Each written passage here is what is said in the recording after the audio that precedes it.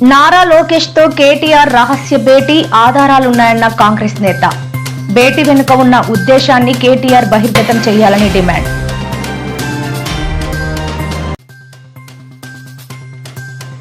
నేడు వైఎస్ఆర్ కడప జిల్లాకు వైఎస్ జగన్ రాక 2 రోజులు అక్కడే ఉంటూ ప్రజలతో మమేకం.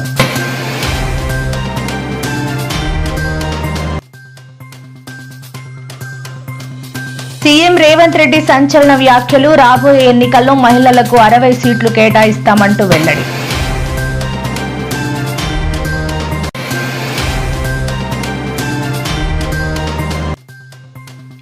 నేడు నెల్లూరు జిల్లాలో పర్యటించిన నారా లోకేష్ 150 ఏళ్ల చరిత్ర గల విఆర్ హై స్కూల్ న్యూ టెక్నాలజీతో ప్రారంభం.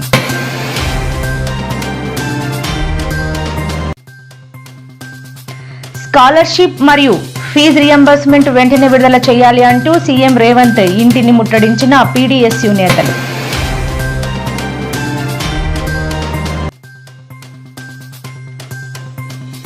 రానున్న 24 గంటల్లో భారీ వర్షాలు, ఆ జిల్లాలో పిడుగులు పడే ఛాన్స్ వెల్లడించిన ఐఎండీ అధికారులు.